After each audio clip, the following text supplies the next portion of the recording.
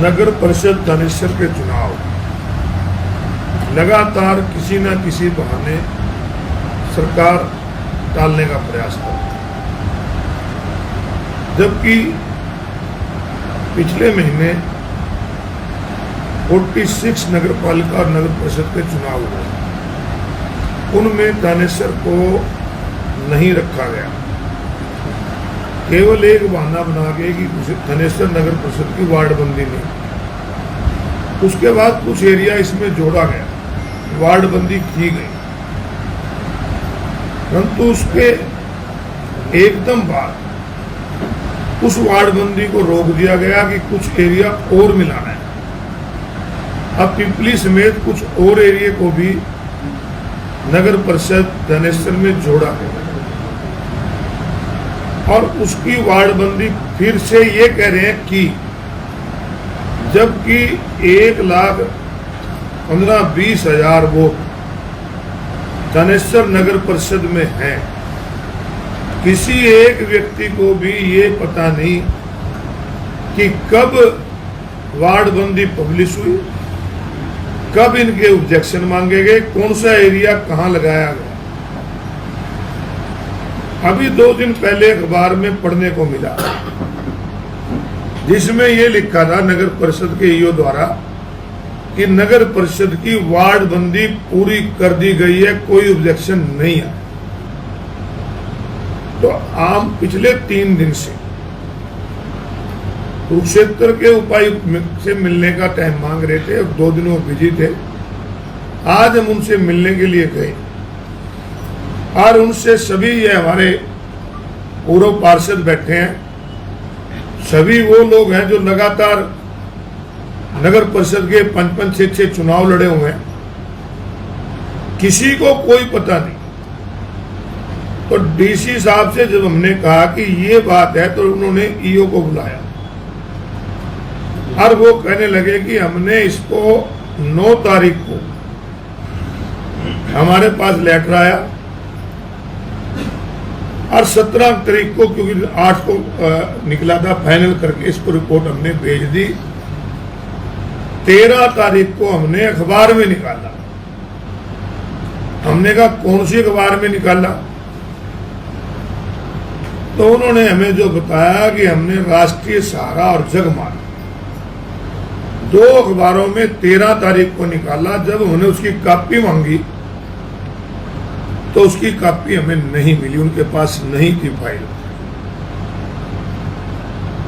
सीधा मतलब है कि जब नगर परिषद का कोई भी नोटिफिकेशन होता है, कोई भी एडवर्टाइजमेंट होती है, उसके बारे में जब उनसे पूछा गया कि वो किसको देते हो, तो ईओ का जवाब था कि हम भास्कर में देते हैं।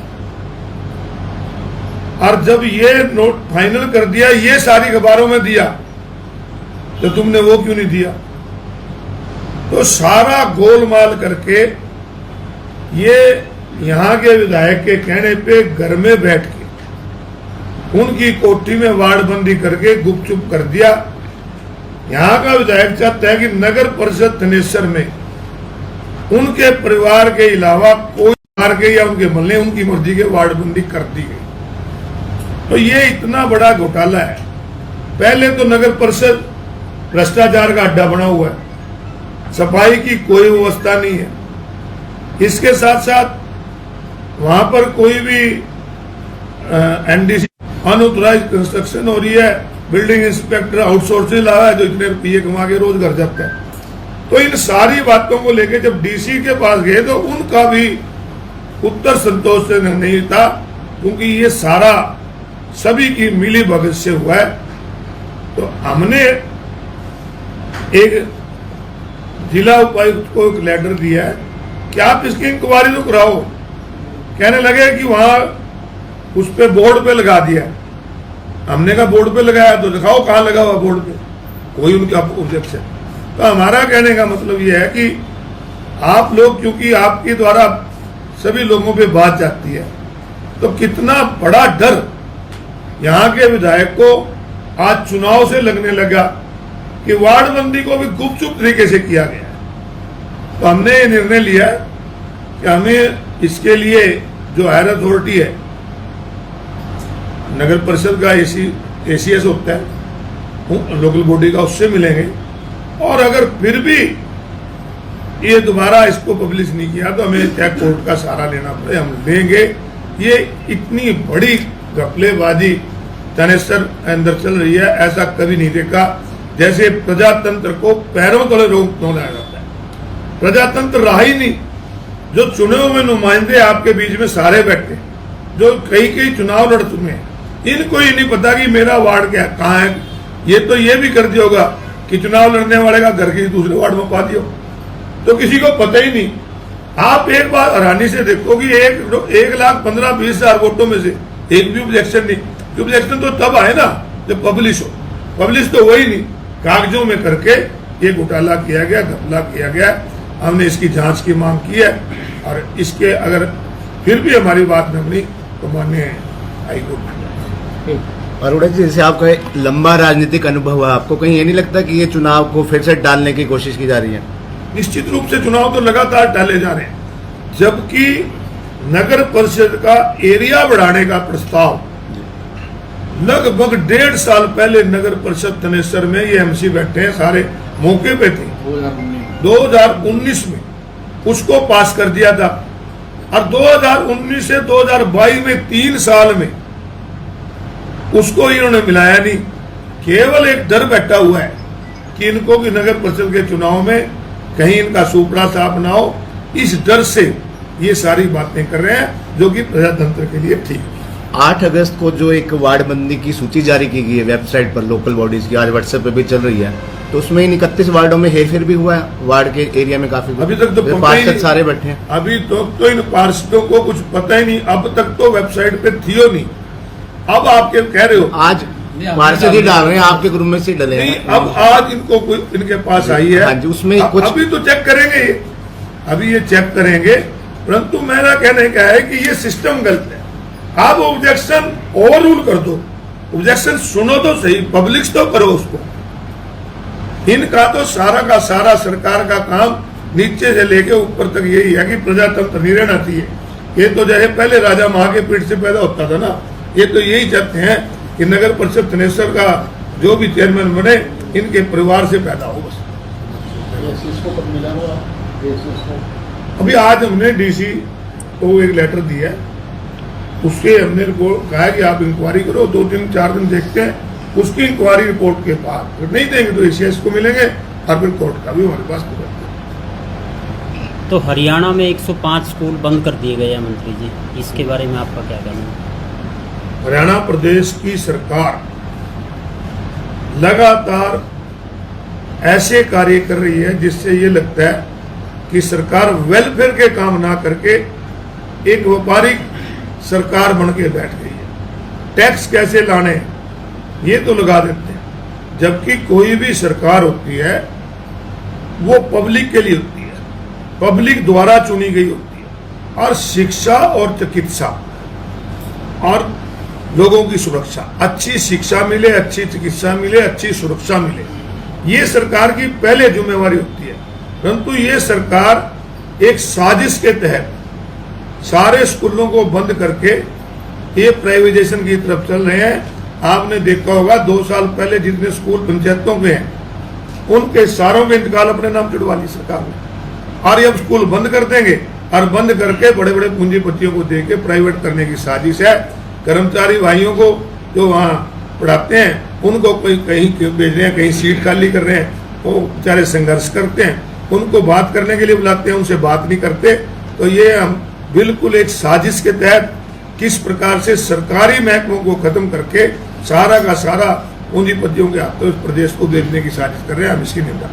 तो कांग्रेस इसके को लेके कोई कदम निश्चित रूप से कांग्रेस हाईकमान इसके बारे में लगातार बात कर रहे हैं, और हमारे स्टेट प्रेसिडेंट हो चाहे हुड्डा साहब हो चाहे एमपी साहब हो, लगातार इसकी आवाज उठा रहे हैं। और कांग्रेस पार्टी पूरे शिक्षक वर्ग के साथ है, और जहां जहां स्कूल बंद हुए हैं उसकी लड़ाई कांग्रेस पार्टी लड़ेगी। अगर सरनेज सरोवर की बात करें, धार्मिक भावनाओं को जो कुठाराघात था वो बहुत बड़ा, उसमें आप लोगों ने जो स्टैंड उठाया, क्या भविष्य में भी उसको ऐसे ही चलेगा? देखिए, वो कोई राजनीतिक बात नहीं थी, वो लोगों की आस्था का, और आस्था से इतना बड़ा खिलवाड़ कुरुक्षेत्र के अंदर हुआ कि जिसके बारे में आप सोच भी नहीं सकते कि जिस पवित्र स्नेह सरोवर से करोड़ों लोगों की भावनाएं जुड़ी, जिस स्नेह सरोवर में स्नान करने से ये माना जाता है कि सारे पाप खत्म होते हैं, पुण्य की भागीदारी मिलती है। और कुरुक्षेत्र डेवलपमेंट बोर्ड और यहाँ की प्रशासन की अनदेखी की वजह से उस स्नेह सरोवर को अपवित्र किया गया, उसके अंदर शौच का पानी सीधा डाला गया। कितना बुरी बात हुई। इन सब के लिए नहीं, हम सब कुरुक्षेत्र वासियों के लिए ये शर्म की बात है कि ऐसा घोर अन्याय यहाँ पर हुआ। कुरुक्षेत्र डेवलपमेंट बोर्ड की तरफ से हमें आश्वासन दिया गया है कि इस पानी को तुरंत सारा बदला जाएगा और इसमें नया पानी पाया जाएगा। इसको देखते हैं। परंतु मैं आप सबसे भी कहूंगा कि आप भी कुरुक्षेत्र के नागरिक हैं और आपने इसको उठाया भी है, इसके लिए आपका धन्यवाद भी है। परंतु हम सबको कम से कम राजनीति से ऊपर उठकर ऐसे सामाजिक और धार्मिक मुद्दों के लिए इकट्ठे होकर हमें लड़ाई लड़नी चाहिए। सर, सरकारी स्कूल में अभी 2 घंटे पहले ताला लगा दिया गया है सुल्पानी के कुरुक्षेत्र में अभिभावकों द्वारा। पंजाबी पोस्ट को खत्म करने की कगार पर है सरकार, इसके बारे में सर क्या कहेंगे? अभी 2 घंटे पहले ताला लगा। मैंने कहा ना, ये कहीं सरकारी स्कूल बंद कर रहे हैं, कहीं पंजाबी टीचर्स नहीं है तो स्कूल ही बंद कर दिया। आप टीचर की व्यवस्था करो, बच्चों को पढ़ाने की व्यवस्था करो। आप ये थोड़ी है कि आपके पास टीचर नहीं, आप स्कूल ही बंद कर दोगे। कल को आप बस चला रहे हो, अगर बस का ड्राइवर नहीं तो कहेंगे बस बंद कर दो। तो ये सारा का सारा एक पूरी इनकी नीति के तहत हो रहा है कि लोगों को तंग किया जाए, लोग प्राइवेट की तरफ जाएं। तभी तो सरकार का निर्णय था कि सरकारी स्कूल में पढ़ोगे तो 500 रुपये देंगे और प्राइवेट में पढ़ोगे तो 1100 देंगे। ये प्राइवेटाइजेशन को बढ़ावा देते हैं। गरीब आदमी सरकारी स्कूलों में पढ़ता है, सरकारी स्कूलों में शिक्षा के अलावा गरीब को और सुविधाएं नहीं मिलती हैं, वो सारा ये खत्म करना था। अरोड़ा जी, वार्डबंदी को लेकर जैसे आपके और से ऑब्जेक्शन जा रहा है, अगर उसके बावजूद भी सरकार चुनाव की घोषणा कर देती है, चुनाव आयोग थानेसर नगर परिषद के, तो कांग्रेस तैयार है चुनाव के लिए? निश्चित रूप से कांग्रेस थानेसर नगर परिषद चुनाव के लिए तैयार है। सभी साथियों ने मिलकर आज एक फैसला लिया है कि हम नगर परिषद चुनाव की तैयारी के लिए, लोगों की समस्याएं जानने के लिए और बढ़ती महंगाई, बढ़ती नगर परिषद की दुर्दशा, बिगड़ती दुर्दशा, बढ़ती महंगाई, बढ़ता नशा, इन सब चीजों को लेकर, बिगड़ती कानून व्यवस्था को लेकर हम इसी शनिवार से वार्ड वाइज प्रोग्राम करेंगे। एक दिन में 2 वार्ड हम जाएंगे, लोगों की समस्याएं सुनेंगे और आपके माध्यम से सरकार के सामने रखेंगे।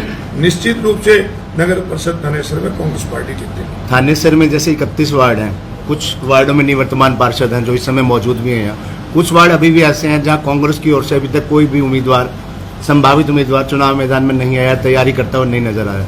तो ऐसे वार्डों में तैयार किए जा रहे हैं कैंडिडेट? 31 के 31 वार्डों में हमारे एक नहीं कई उम्मीदवार हैं और जो जीतने वाला उम्मीदवार होगा उसको चुनाव लड़ाकर सभी पार्टी के लोग इकट्ठे होकर, जो भी एमसी का कैंडिडेट होगा, जो भी चेयरमैन पद का कैंडिडेट होगा, सभी कांग्रेस के कार्यकर्ता, सभी पूर्व पार्षद, सभी मिलकर चुनाव लड़ेंगे और निश्चित रूप से जनता के सहयोग से जीतने का काम।